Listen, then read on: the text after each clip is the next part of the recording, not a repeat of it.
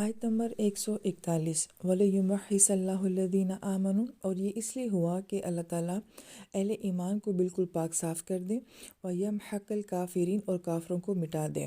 آیت مبارکہ میں محض کا لفظ جو استعمال ہوا ہے، اس کا ایک معنی ہوتا ہے کہ وہ گھوڑا کہ جس میں چربی بالکل نہ ہو اور اس کے مسلز بہت مضبوط ہوں، اس کی سپیڈ بہت اچھی ہو، وہ وزن بہت اچھا اٹھا سکتا ہو، اس کی طاقت بڑی زبردست ہو۔ دوسرا معنی بیان کیا جاتا ہے کہ جب سونے کو آگ کی بھٹی میں ڈالا جاتا ہے تو اس کا سارا میل کچیل اور جو بھی اس کے ساتھ کثافتیں ہوتی ہیں وہ سب صاف ہو جاتی ہیں اور خالص سونا سامنے آ جاتا ہے۔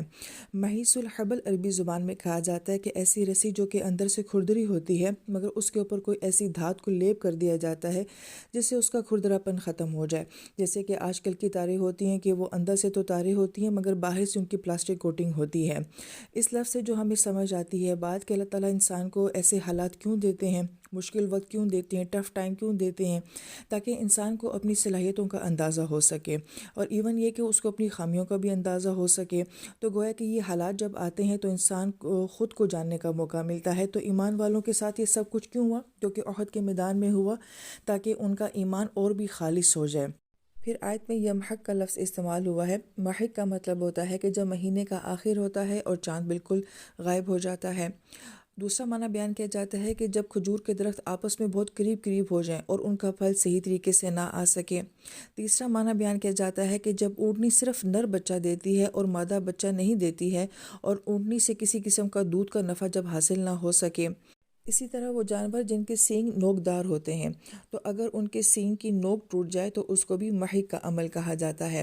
تو اس سے جو ہمیں بات سمجھ آتی ہے وہ یہ کہ جس چیز میں بھی جو صلاحیت اس کی ہو اور اس سے اس کی وہ صلاحیت چلی جائے تو اس کو محق کہا جاتا ہے۔ جیسے چاند کا کام تو روشنی دینا ہے، درخت کا کام تو پھل دینا ہے، اونٹنی کا کام تو دودھ دینا ہے، اور سینگ کا جو نوک والا حصہ ہوتا ہے وہی جانور کے لیے بڑا کارآمد ہوتا ہے۔ تو جب ان سے وہ چیز چلی گئی تو گویا کہ ان کی صلاحیت، ان کی ایبلٹی چلی گئی۔ تو یہاں پہ کہا جا رہا ہے کہ جو اللہ تعالیٰ کو نہیں مانتے ہیں، جو دین کو قبول نہیں کرتے ہیں، تو ایسے کافرین جو ہوتے ہیں ان کی صلاحیتیں مٹنا شروع ہو جاتی ہیں۔ اگرچہ یہ عمل بہت سلو ہوتا ہے مگر آہستہ آہستہ وہ اپنی قابلیت کو، اپنی صلاحیت کو کھو دیتے ہیں۔